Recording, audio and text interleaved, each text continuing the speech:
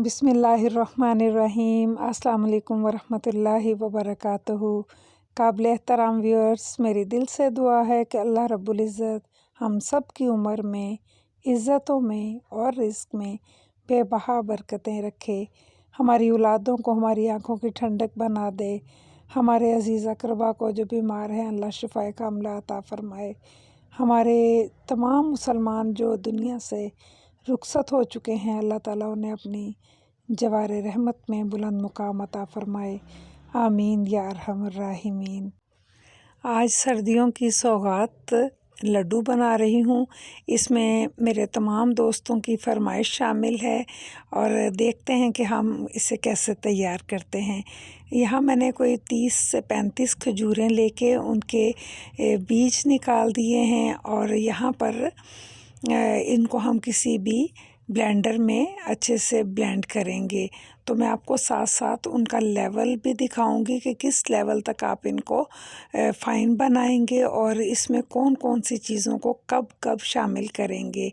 ये सर्दियों की सौगात है और ये जिस्म को बहुत ही ज़्यादा एनर्जी देने वाली हमारी आज की डिश है।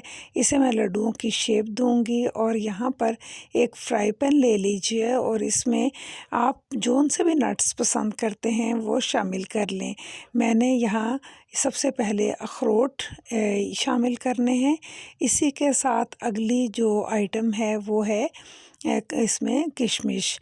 इसी के साथ जो तीसरा यहाँ पर जा रहा है वो है पिस्ता, साथ में हमारे काजू जा रहे हैं और लास्ट पे मैं शामिल करूँगी बादाम।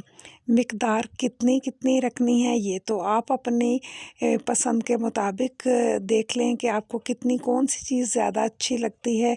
तो इनको मैं सौते करूँगी मीडियम टू लो फ्लेम पे ताकि इनका कलर ना बदले और ये क्रंची भी हो जाएं। इसी के साथ मैंने जो अगली चीज़ इसमें शामिल करनी है वो है सफ़ेद तिल। इनकी फ्लेम भी हमने लो पे ही रखनी है और इसको सौते करेंगे। कलर नहीं बदलना चाहिए, जलने नहीं चाहिए, ये ध्यान रखना है। यहाँ पर अब देखें कि जो खजूरें हमने शामिल की थी वो बहुत अच्छे से पेस्ट फॉर्म में आ चुकी हैं। इसको हम चॉपर में से अब निकाल लेंगे और ये तमाम नट्स जिनमें से सिर्फ मैंने काजू और बादाम, अखरोट इन तमाम चीज़ों को किशमिश के साथ चॉपर में डाल दिया है।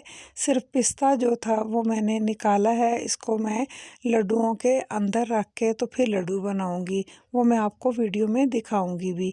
तो ये जो इस टाइम चॉपर में हमने तमाम आइटम्स डाली हैं, ये क्या करना है कि इन्हें फ़ाइन पाउडर नहीं बनाना। थोड़ा थोड़ा बताना इसलिए भी ज़रूरी होता है कि आपको लेवल तो पता चले कि हमने जो चीज़ें हैं जब हमारे मुंह में जाएंगी तो ये थोड़ी सी दानेदार फॉर्म होनी चाहिए। वैसे भी मैं इसको जब और चीज़ें डालूंगी तो ये इसके साथ पिसेंगी ही, इसलिए हम पहले ही इसको बहुत ज़्यादा पाउडर की फॉर्म में नहीं लाएंगे।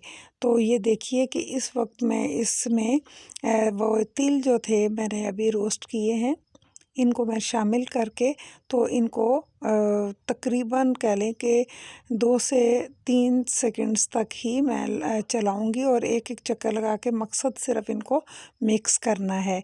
यहाँ कोकोनट मेरे पास 2 बॉल है, 1 बॉल मैंने अभी इसमें शामिल करके इसको सिर्फ मिक्स करने की नीयत से मैंने इसमें डाला है। ये कोई ज़्यादा पाउडर बनाने की जो है वो कोशिश नहीं मैं कर रही, सिर्फ चीज़ें मिक्स कर रही हूँ ताकि वो सर्दी बहुत ज़्यादा है और चीज़ें अगर हम बाहर निकाल के मिक्स करते हैं तो अच्छे से मिक्स नहीं होती, इसलिए मैं चॉपर से जो है ना हेल्प ले रही हूँ।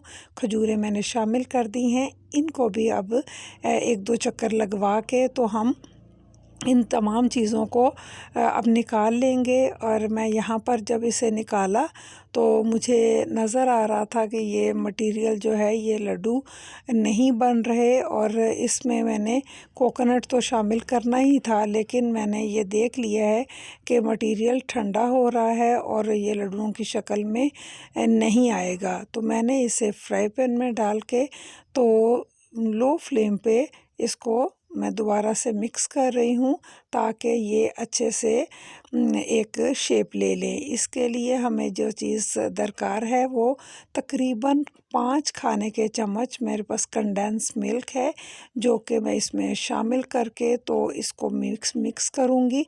कंडेंस मिल्क को मैंने माइक्रोवेव में गरम किया है ताकि वो अच्छे से स्प्रेड हो सके सारे मटेरियल में।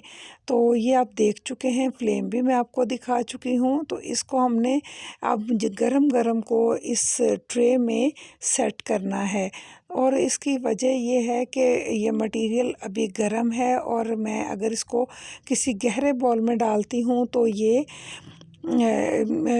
काफ़ी गर्म होने की वजह से मुझसे लड्डू नहीं बनेंगे। तो मैंने थोड़ा सा इसको फैला लिया है, और अब जल्दी मैं इसके आपको लड्डू दिखाती हूँ कि इसको हम बनाएंगे।